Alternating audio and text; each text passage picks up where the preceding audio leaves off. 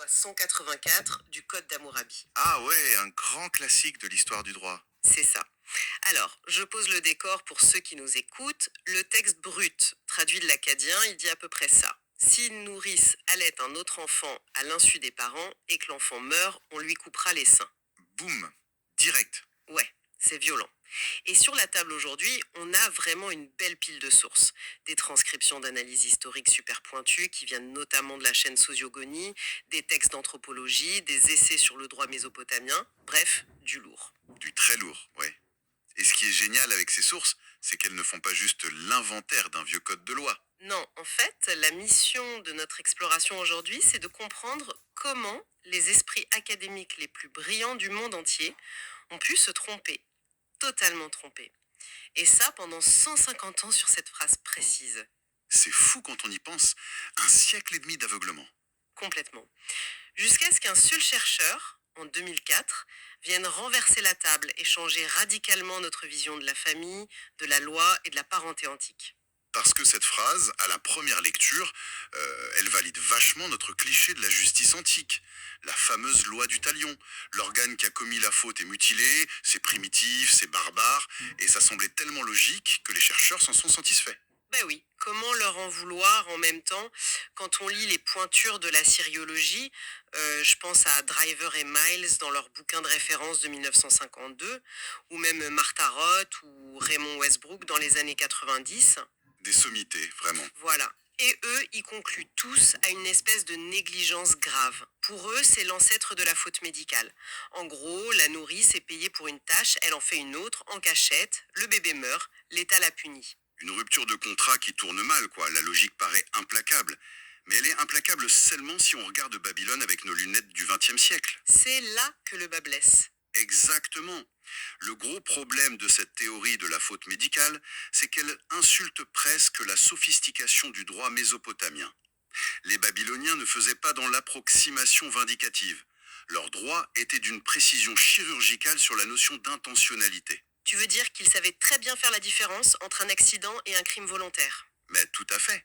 Prenons un autre exemple du même code. La loi 229 sur les bâtisseurs.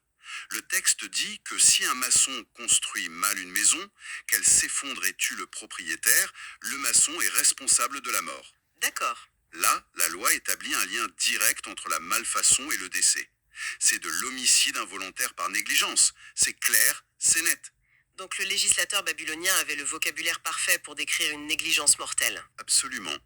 Mais dans le cas de notre nourrice, la structure grammaticale et légale de la loi 194 en acadien est radicalement différente. C'est-à-dire. C'est-à-dire que la mort du bébé, en fait, ce n'est pas le cœur de l'infraction. Le crime tel qu'il est défini, c'est l'action d'allaiter un enfant extérieur sans l'accord des parents. La mort de l'enfant, c'est juste le déclencheur tragique qui met la fraude en lumière.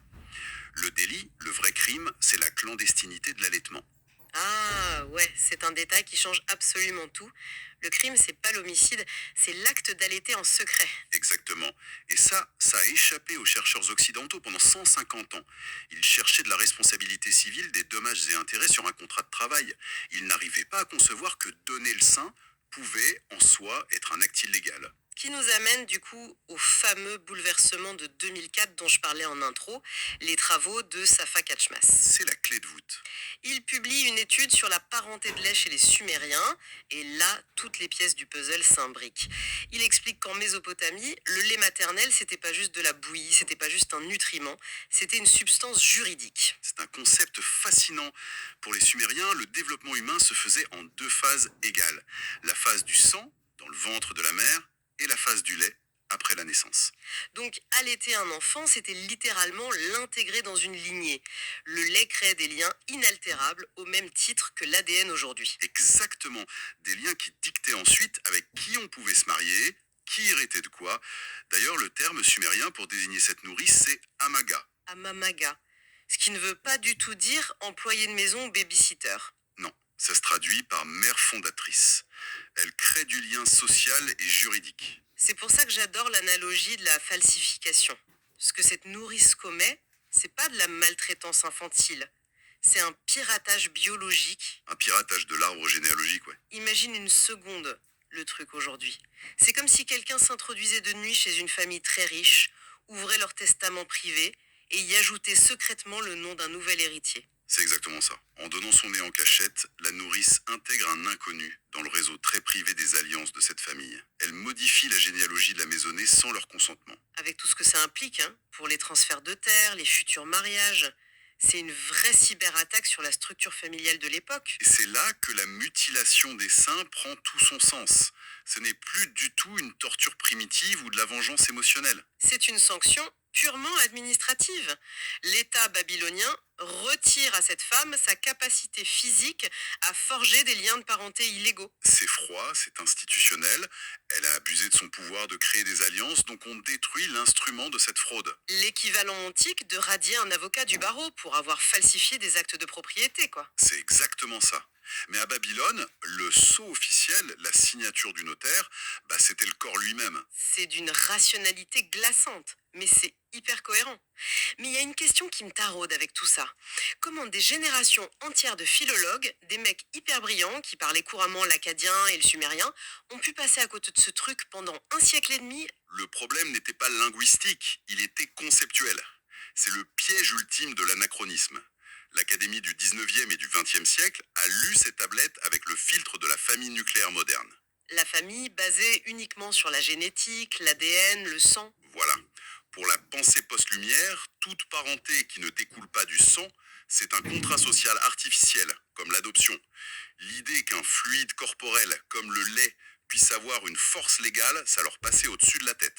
Un biais de confirmation massif à l'échelle mondiale. Parce que, et ça c'est important, les sources qu'on a aujourd'hui montrent que cet aveuglement n'était même pas juste occidental.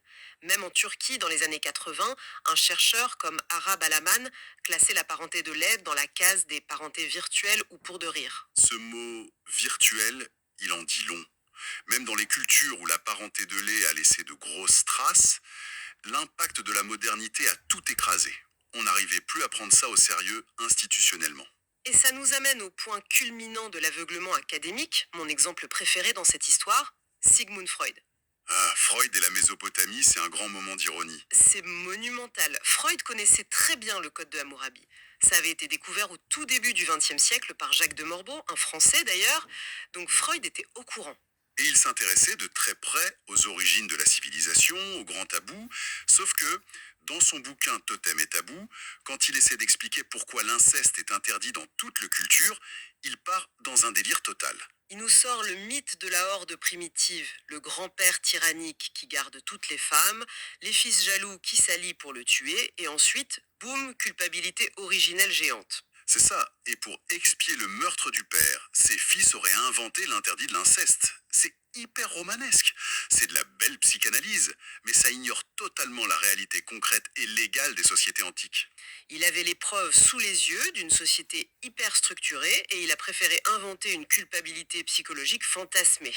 Alors que la parenté de lait offrait une réponse pragmatique, juridique et immédiate à la prévention de l'inceste. Bah oui, parce que si une même nourrice allaite plein d'enfants de familles différentes, elle crée une fratrie géante. Une toile d'alliance qui rend de fait les mariages consanguins impossibles. L'interdit n'est pas né d'un trauma refoulé. Il est le résultat d'une politique délibérée. C'est de l'ingénierie sociale, pour diversifier les alliances et pacifier les groupes. Et les sources qu'on a épluchées ajoutent même un point super intéressant là-dessus. Ça permettait aussi d'intégrer des prisonniers ou des gens de l'extérieur dans la tribu. Une fois qu'un enfant recevait le lait de la communauté, il devenait intouchable. Ce qui a drastiquement fait baisser les sacrifices d'enfants à l'époque d'ailleurs. Le réseau de protection s'élargissait bien au-delà du sang. C'est fou de se dire que Freud a préféré chercher dans notre inconscient plutôt que de lire le droit de l'époque. Il a vraiment tordu l'histoire pour la faire rentrer dans sa théorie psychanalytique. C'est le danger de la surinterprétation théorique. Mais si on prend un peu de recul sur tout ça, sur la découverte de Casmaz et les erreurs du passé, on peut en tirer 3 grandes leçons majeures. C'est vraiment l'effet domino de cette trouvaille. La première leçon, c'est le choc anthropologique.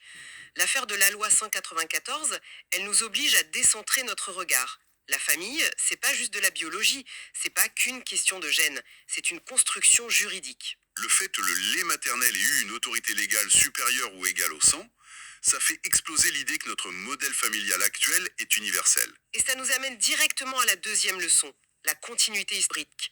Parce que ce droit mésopotamien, il n'est pas resté bloqué sur des tablettes d'argile. Il a voyagé dans le temps et structuré des textes fondateurs qu'on utilise encore. La Bible, par exemple. Exactement. Il y a ce fameux interdit dans le Lévitique qui dit tu ne feras pas cuire un chevreau dans le lait de sa mère. Vu d'aujourd'hui, c'est à l'heure d'une règle culinaire un peu bizarre. Mais si on le lit avec les lunettes de la parenté de lait, c'est vertigineux. Si le lait, c'est l'essence même de l'alliance, de la vie, de l'identité sociale, l'utiliser pour cuire de la chair morte, c'est le blasphème ultime. C'est une aberration absolue contre l'ordre des choses.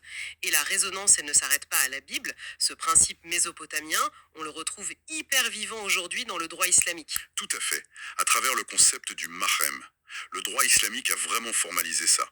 Un allaitement sous certaines conditions strictes de fréquence et d'âge crée un empêchement absolu au mariage. C'est-à-dire que le bébé devient légalement le frère ou la sœur de lait des enfants biologiques de la femme qui l'a allaité. Et cette interdiction de se marier est éternelle.